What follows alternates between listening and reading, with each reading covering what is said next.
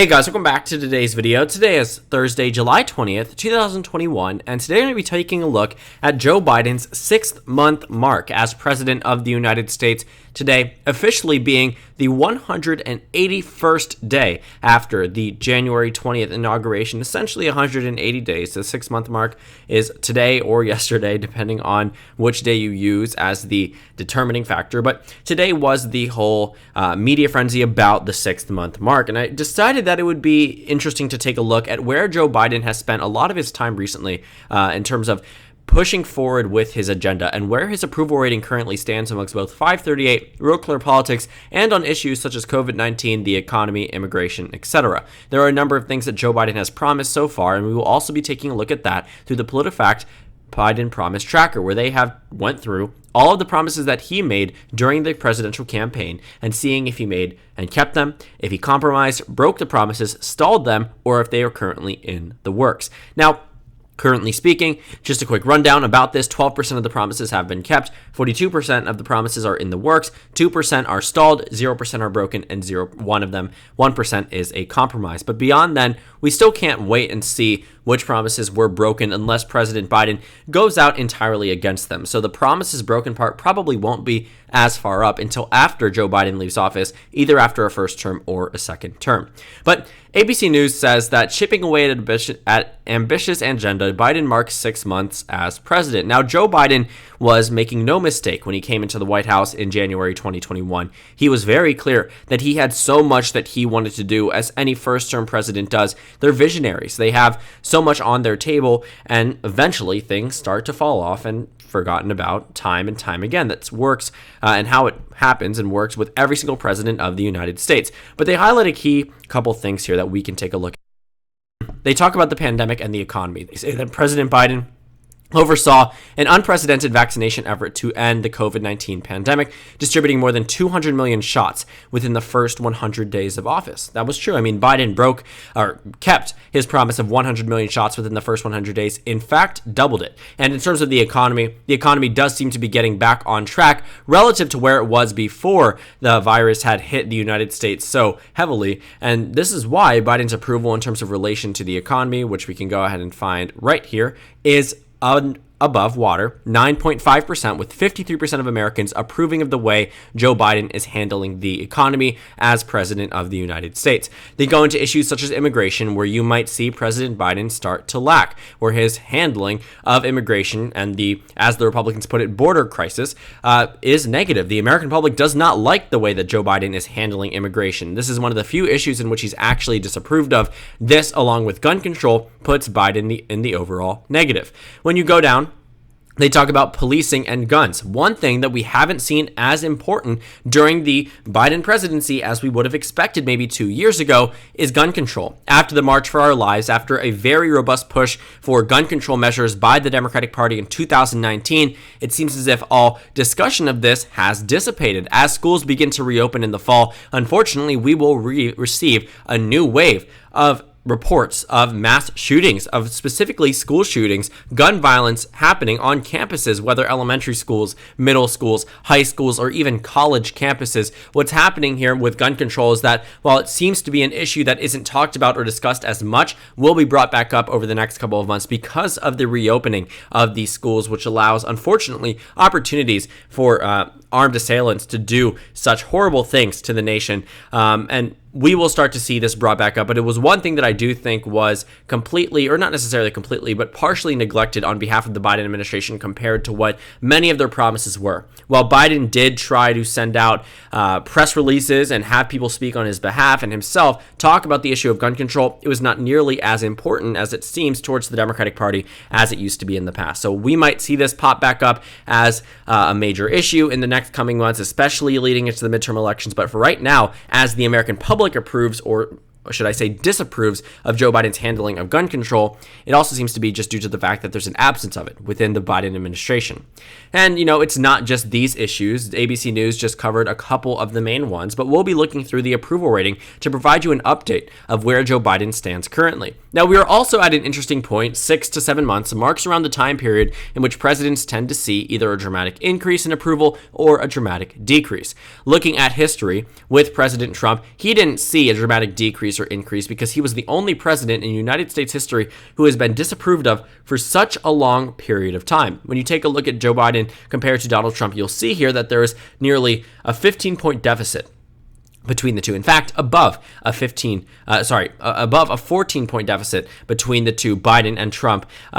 The reason why I'm pointing this out is because Trump really shouldn't be the one to always be compared to. Of course, yes, Trump is the previous president, so we can talk about that, but I want you to take a look over, in addition to Trump, but also George W. Bush, but also Barack Obama, also Ronald Reagan, also George H.W. Bush, and also Bill Clinton, because the honeymoon period typically lasts for a very similar amount of time for all the presidents. Sometimes it goes up dramatically for the case of George W. Bush immediately following the disaster of 9/11. And then Barack Obama, it started to dissipate as more and more of his agenda was pushed through Congress, with Democrats having an overwhelming majority.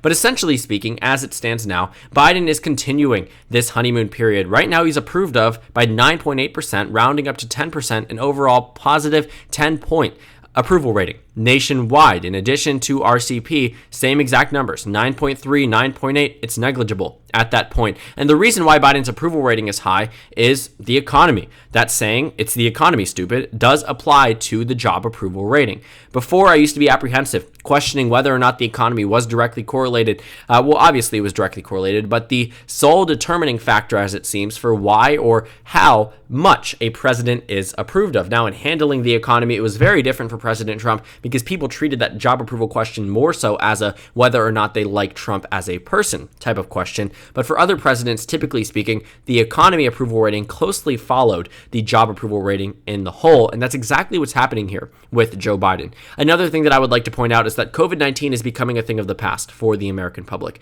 Handling COVID-19, restrictions, mask mandates, etc., business closures, whatever it is, the way that it's approved of for Joe Biden, sure, was a boost in the beginning of his presidency, but will no longer matter to the voters in around half a year from now. America has been able to get rid, in a sense, of the pandemic for vaccinated individuals. I can't say the same for unvaccinated individuals, but generally speaking, those who are approving of Joe Biden are also vaccinated individuals, which means that they no longer have to wear their masks as required by the CDC. They no longer have to social distance, which means that, yes, while they may say, okay, Joe Biden is handling COVID-19 well, other issues such as the economy, other issues such as immigration, gun control will begin to pop up in the minds of these voters as much more important than COVID-19 if they haven't really been treating it as a pandemic post-vaccination. So Joe Biden's approval rating will be closely tied to the economy, and if the economy begins to tank, well, Joe Biden's approval will likely as well. But Joe Biden is lucky enough, I would say, to hold on to this honeymoon period. You can take a look that even presidents such as Reagan eventually do fall off from their beginning of their presidency approval rating. George H.W. Bush, Bill Clinton were in cases where their approval ratings were pretty high. In the first term for George W. Bush, he actually was above ground for a lot of the time, above water, but then ended up finishing off with, at a low point, of just a 26% approval rating nationwide, 25 points at one point. What a horrible number for George W. Bush, the lowest we've seen in quite some time now. Even Donald Trump, only at his low point on the final day in his presidency, was at 39%, compared to a low point of 25% for George W. Bush, to put things into perspective. But Barack Obama fell off around a few months after the 6-month point, and this is when I would start to take a look at Joe Biden's approval rating more intently. The 6-month mark, while a monumental one and does mark probably not as many promises as Biden thought he was going to be able to accomplish, especially with the Democratic trifecta, as we found out after the elections in 2021. But Biden has passed, or he's kept some of his promises that were more major in terms of handling COVID-19.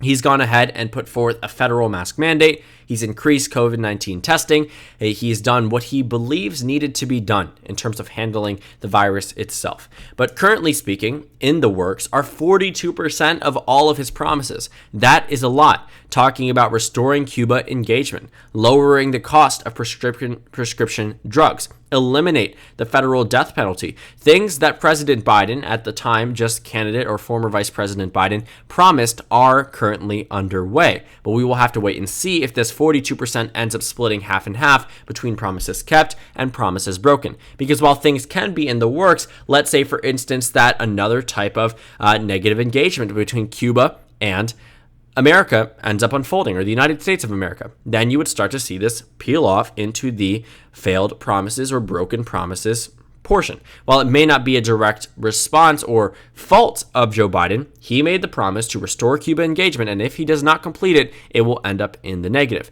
He's completed 1/8 of his term so far. He has 4 years. He has so many more months to go, but as it stands now, he has completed 1/8 of his campaign promise, I guess his first term, which means that he should be around 12% in terms of the promises kept, 13% if you want to round up. So technically speaking, he is at a good point. However, I do want to point out that amongst this promises kept, the 12 promises that PolitiFact says he has kept, these were things that were done a while back. Giving small businesses a restart package for pandemic-related openings. That happened with the American Rescue Plan March 17th. 100 million COVID-19 shots. That happened March 19th.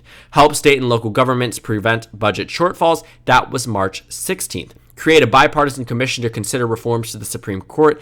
April 15th. Rejoin the Paris Climate Agreement. Done back in January, officially in May. But these policies that were enacted or these promises that were kept were done very early on, which means that there is time for Biden to catch up. But this is where he has been for the past 2 months. Joe Biden has been at 12%, 10, 11, 12%, when he should be at a higher rate considering the dramatic influx of executive orders that he put forth in the first week of him being in office. So as it stands now, while he seems to be on par, he is actually behind.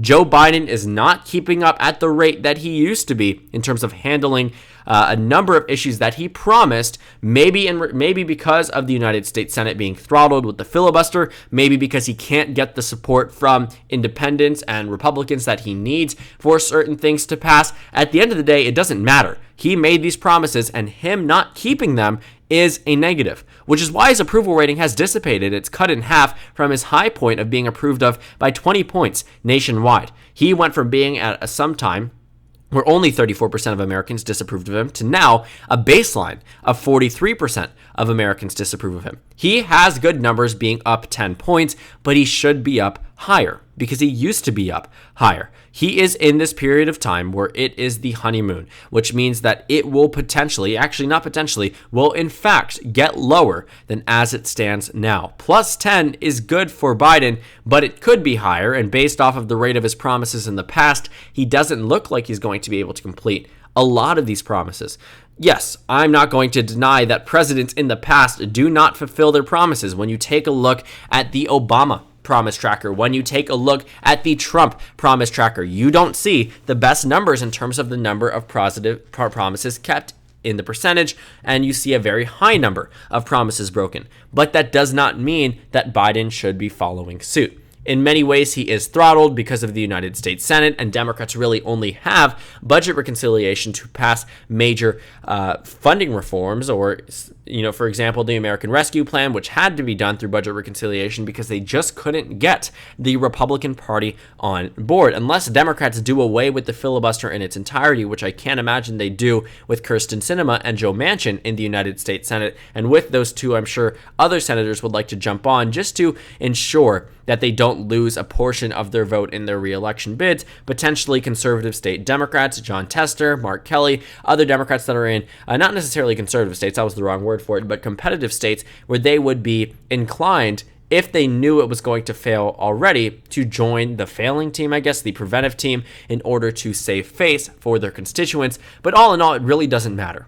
Biden at a 6-month point is underperforming where he should be. He should be doing more in terms of his promises based off of where they were before. And while the American public, yes, approves of him, there is a reason why it used to be doubly higher. It was immediately following his inauguration, but for the longest time back in February, March, leading into April, he saw approval ratings plus 14, plus 15 at some point, down to where, yes, he hit a low point where it was just around an 8.9% approval, but now it's only at 9.8.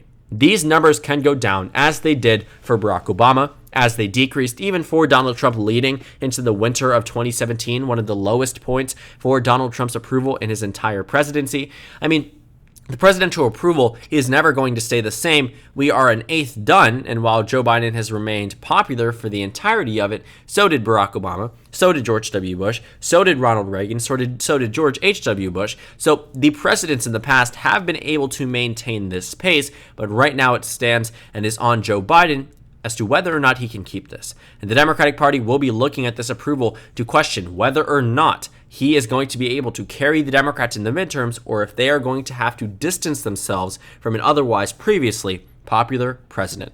So thank you guys so much for watching this video. Make sure to comment down suggestions below. Subscribe on the left if you haven't already, and check out the Instagram and Twitter. At the bottom left of the screen, there's also a Discord server for you to go ahead and join. On the screen, there's a video you can watch, and then a playlist for my 2022 election analysis videos. Again, thank you guys so much for watching, and I will see you all tomorrow.